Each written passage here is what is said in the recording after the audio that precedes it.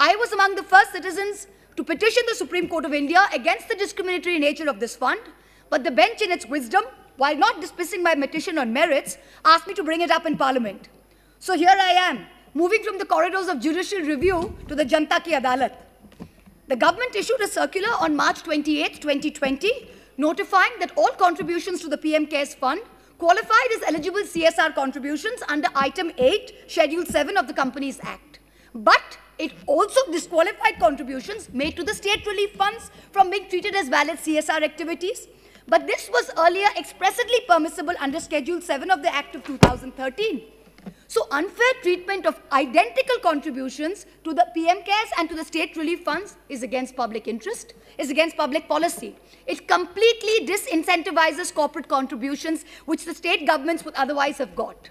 It creates an unfair, unjust and discriminatory distinction against the state and chief ministers' relief funds in favor of the PM CARES funds. The Honourable Minister, while introducing the bill yesterday, read out a long list of school children and pensioners who had apparently readily and happily given away their meagre savings to the PM CARES Fund. But the Honourable Minister was strangely silent on the 38 PSUs that donated more than 2,100 crores to the fund. Almost 70% of the fund's corpus comes from 38 PSU donations. These are public sector undertakings, share capital subscribed to by the Government of India out of public money. Without an audit, the conflict of interest is writ large for anyone to see. I hope you remember that the Prime Minister's office, in response to an application seeking disclosure of the incorporating documents of this trust, had said this is not a public authority, hence it's not open to RTI.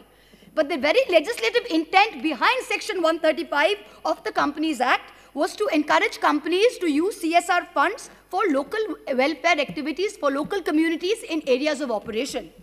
But the PM CARES Fund diverts those very funds away from local communities into this dark hole where not even a speck of light can enter.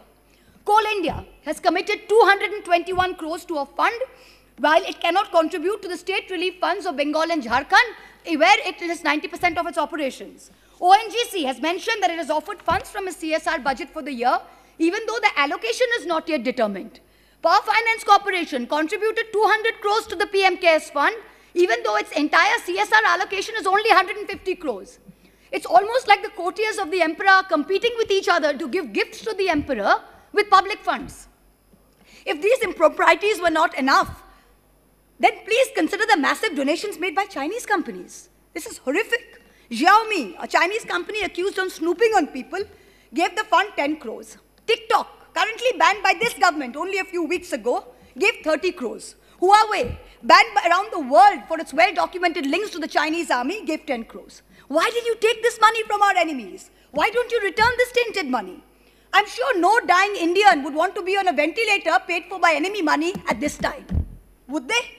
Right. I ask you, you say you have put 2,000 crores towards the purchase of 50,000 ventilators. Please lay on the table of this house how many ventilators have been physically delivered, to which hospitals, to which states. Also tell us the manner of procurement. The way airwaves and the way airports are sold in this country to crony capitalists, I hope this procurement was not done by those same individuals. This is a question that we need to ask. And the dangers of these unverified foreign donations are amplified by the fact that the PM CARES Fund is exempt from FCRA regulations, even though it doesn't meet the precondition of a body whose funds are audited by the CAG. You are bringing the PM CARES Fund under the ambit of the same clause that governs the Prime Minister's National Relief Fund, the existing fund. What is the need to institute a new fund where one exists? Prime Ministers will come and go, but the existence of a fund is not up for discussion. What is this need to name everything after one individual? What is this need? This is a democracy. It is not an elected autocracy. We need to remind this government. First, you are raising funds on the basis of public office. The very name, a Prime Minister's fund, makes people think this is government authority. So by saying it is not open to RTI, you are running away from the spirit of transparency you claim to be wedded to. Second, cabinet ministers are trustees administering the funds. So you are impermissibly expanding the scope of your ministerial office in excess of the mandate determined by the Constitution. The third, you are commandeering resources. Donations are done by default. A circular issued on April 17 by the Department of Revenue under the Ministry of Finance told every officer and staff of the Government of India to contribute 1 day's salary till March 21 this would be deducted. If they wish to not donate, they should put this in writing. Tell me, in this atmosphere of fear and vengeance currently prevalent in this country, which bureaucrat, which public officer will say they do not wish to donate? I have only a few minutes left, and so bear with my bluntness. To this government, I say, stop lying to us all the time about growth rates, about migrant welfare, about expenditure, and the laughable delusion that the PM cares. Stop marketing 20,000 crore packages as relief measures, when in truth it comprises money already spent and money to be given as loans, and imaginary money that will never reach the people it is supposed to.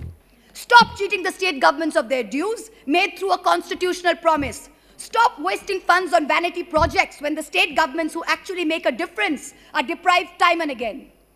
And so, I end by saying that today's India reminds me of Hans Christian Andersen's story, The Emperor's New Clothes, where the emperor was cloaked in nothing, but his sycophantic courtiers could not tell him so. The Bengali poet Nirendranath Chakraborty, in his poem Ulango Raja, said only one small innocent little boy in the entire kingdom had the courage to stand up and ask the naked emperor, Raja, tor kapod koi? Today I ask the same question, Emperor, where are your clothes? Thank you.